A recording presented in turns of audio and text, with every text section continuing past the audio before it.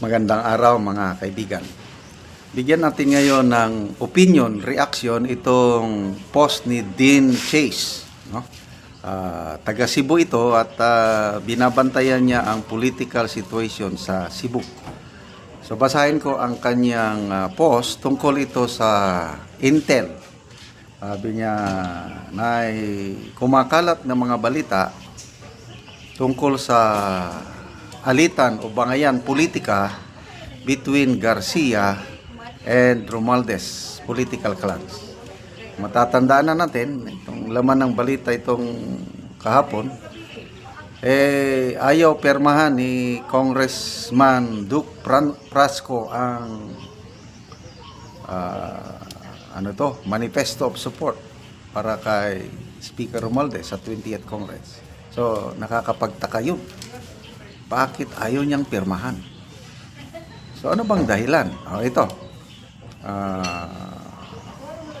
Himay-himayin natin, bigyan natin ng reaction opinion, gaano katotoo itong post ni Dean Chase. Ulitin ko opinion lang ito.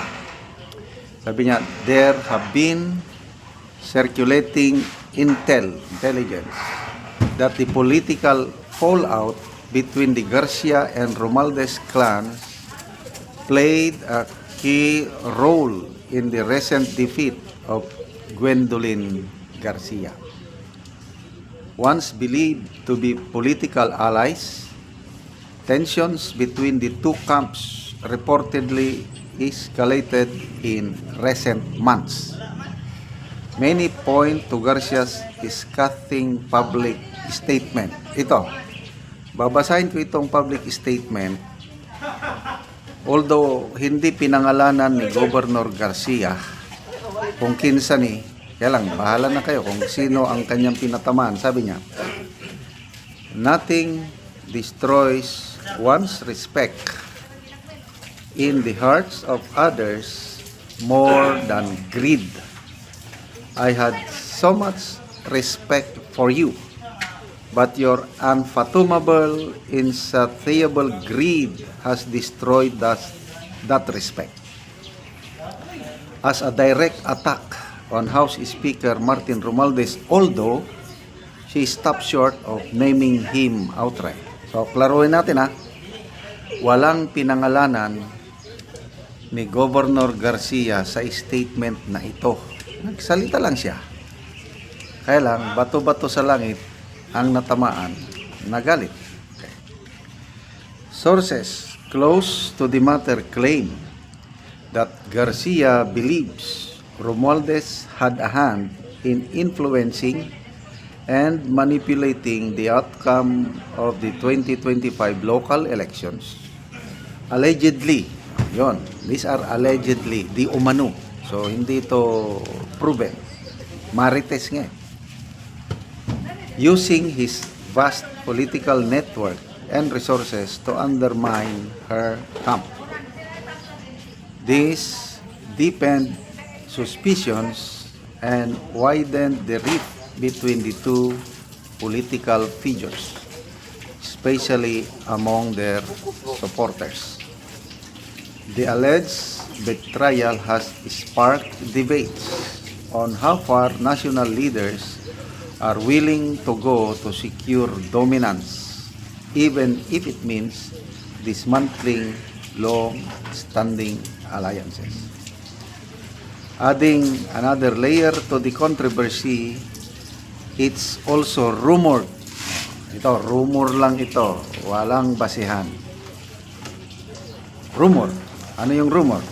That Romualdez recently acquired a multi-million-dollar estate in Cebu, signaling his intention to shift his political focus to the province.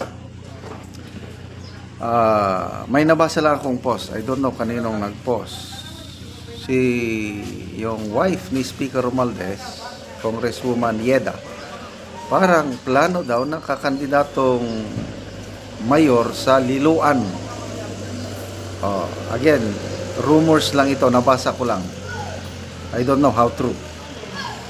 With Cebu being a critical political hub and a vote rich region. The move appears strategic, possibly aimed at establishing a stronger foothold ahead of the 2028 national election. But the real question now is, how will Cebuanos respond? Will they embrace the entry of a powerful national figure into their local politics? Or will they resist what some perceive as a calculated power grab? So medyo malalim itong post ni Den Chase, although wala siyang basihan. These are rumors na bahala na kayo, bahala na tayo na kung ano ba talaga. So ito lang ang masasabi ko, yung close na magkaibigan itong Romualdez and Garcia.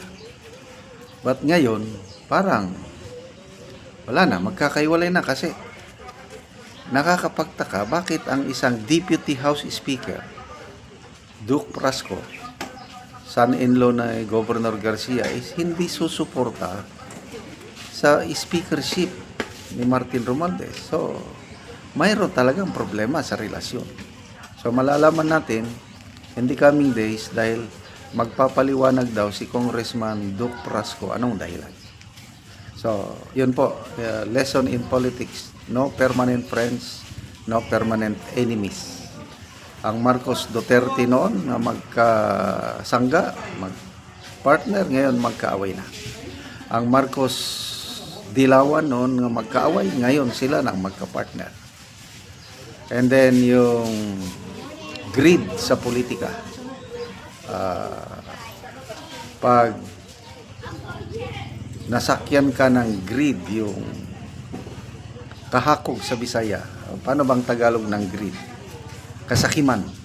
Kasakiman sa kapangyarihan, kasakiman sa pera, and everything. Wala na. The Bible says it's idolatry, yung greed. Greed for money, for power, for fame. Diyos-Diyosan na, and hindi po maganda. So, good luck dito sa namumuong political tension sa Cebu. Sino bang mananaig? Garcia, Romualdez, bahala na ang taong bayan. Okay, salamat mga kaibigan sa inyong pagsubaybay sa ating channel. Nakakatulong kayo ng malaki sa tribong Talandig ng Bukidnon. Ang sweldo natin sa channel na ito is pantulong sa tribo. Ngayon, namimigay tayo ng tulong livelihood, nagpapatanim ng saging lakatan. Panoorin nyo ang video na ito. Ako sa saging lakatan ni Manoy Nore. O ako silang bisitahon. Maayong buntag, Manoy! Manang, maayong buntag! May butag. Nagahinlo mo? Oh, nagbasok may bisan kay mga gagmay palinghod pa ang sagbot pero basukan aron dili Hinayakan? hinayakan og sagbot. Oo. Aron hinlo.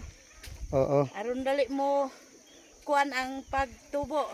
Aron maayo ang tubo og lakatan. Oo. Og karon mga dagko na gid kaya ang unod sa ang saging ni Manoy, hapit na gid ni mangunod, mga dagko na kaayo. Oo, og karon nagabuno na pud si Manoy human siya sa iyang pagginlo. Sige ana libot na. Yan na.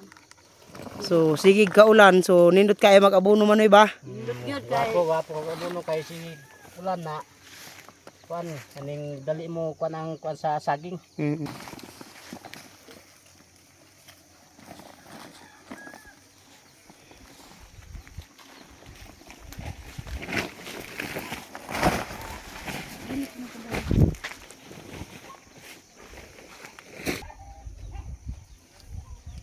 Oh, hapit na gid ni mangunod ang saging ni Manoy kay mga dagko naman. Dagko na. Oo.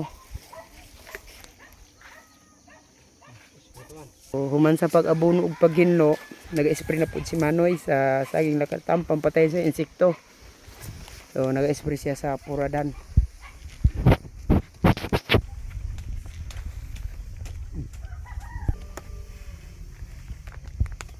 salamat ako. Pasalamat ko sa dako ko pagpasalamat sa Ginoo nga tagaan mi niya og grasya, panalangin og sa nagtan-aw sa video nga pasalamat ko nga mupadayon ang pagsuporta sa Saging Lakatan kay nakapananom na gyud mi naa na mi ikasuportar og puhon-puhon nga maka-harvest mi sa among Saging Lakatan, naa na mi makasuporta sa among mga eskwela aron